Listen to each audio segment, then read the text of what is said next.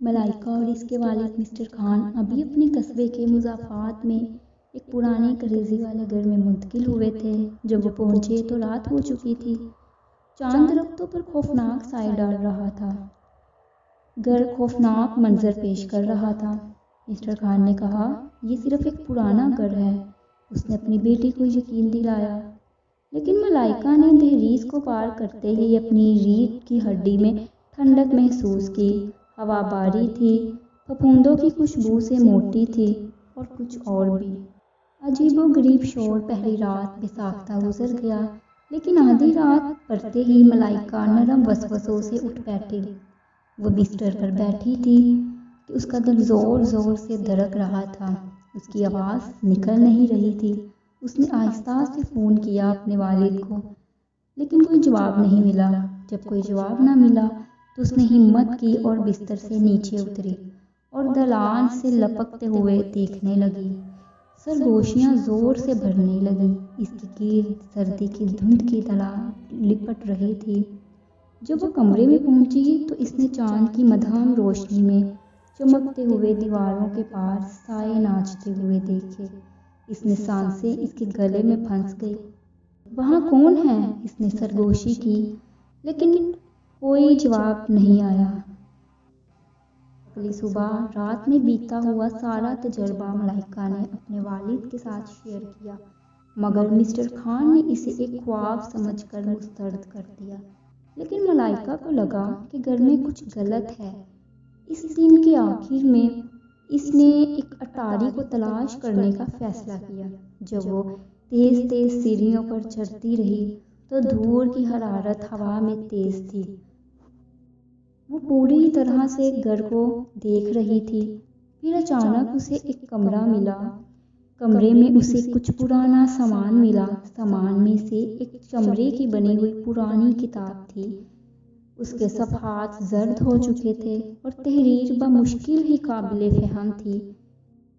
اس کتاب میں چڑیلوں کے بارے میں بات کی گئی تھی جو ایک بار اس علاقے میں رہتے تھے، طاقتور خاتون جو فطرت کی تاریک قوتوں کو جوڑ توڑ کر سکتی ہے۔ اچانک اٹاری میں سے ایک سردی پھیل گئی اور ملائکہ کو اس کے پیچھے اپنی موجودگی کا احساس ہوا۔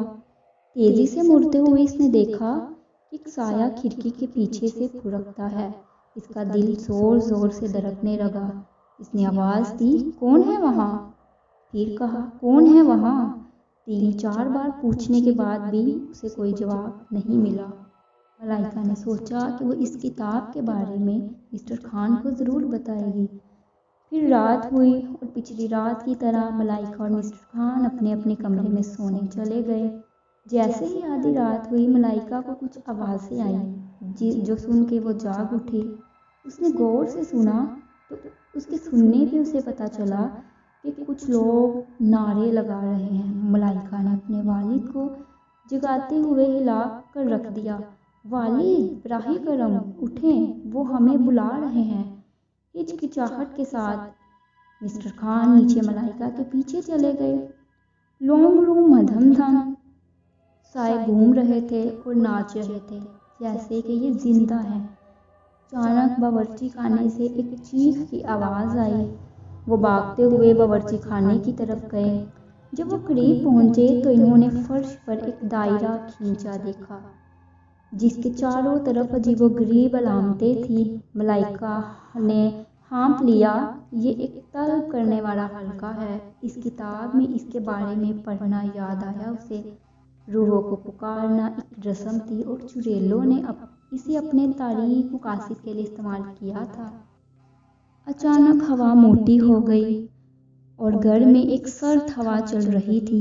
وسوسے دیواروں سے گونجتے ہوئے آوازوں کا ایک قافلے میں گھس گئے۔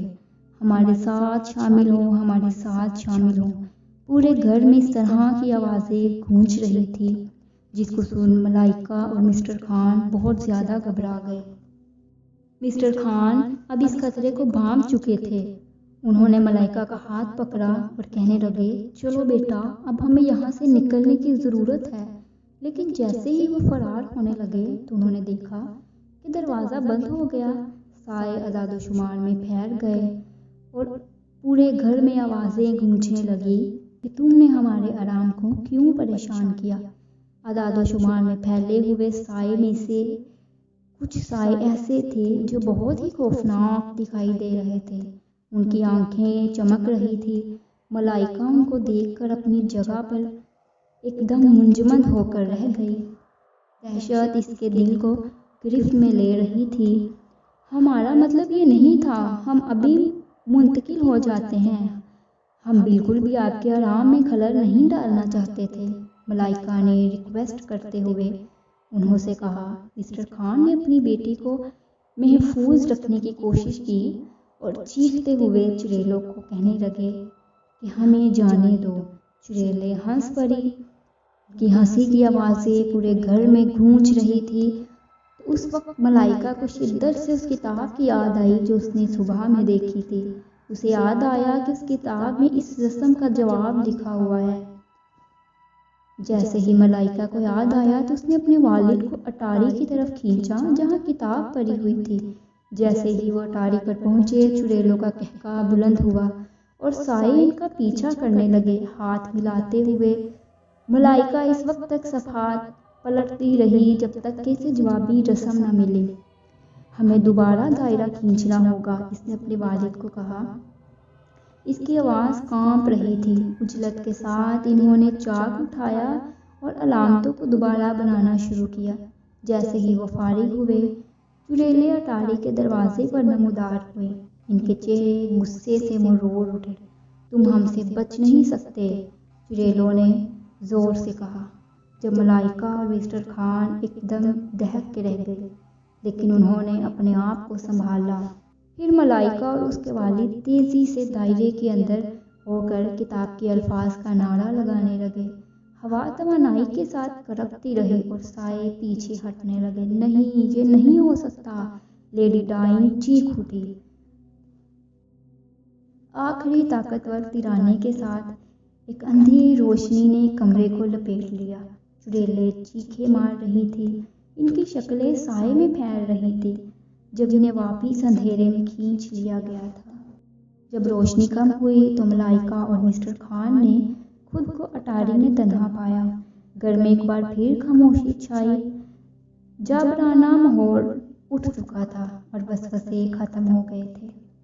تھکے ہارے مگر راحت کے ساتھ وہ سیڑھیاں اترتے۔ جیسے ہی صبح کی روشنی انہوں نے کھڑکی سے آتی دیکھی تو انہوں نے کچھ تسلی محسوس کی۔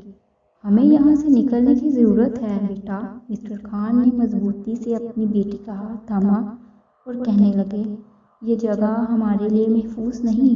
ملائکہ نے سر ہلایا، یہ جانتے ہوئے کہ جنگ جیت گئی، لیکن نشانات باقی رہ گئے۔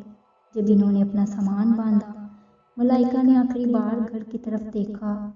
یہ وہی کھڑا تھا، ناگوار، لیکن وہ جانتی تھی کہ وہ اندھیروں پر فتح پا چکے ہیں۔ جیسے ہی وہ چلے گئے، گھر دور دور تک دھندلا گیا، لیکن اس تاریک رات کی یاد اور چڑیلیں ان کے خوابوں کو ہمیشہ کے لیے ستاتی رہیں گی۔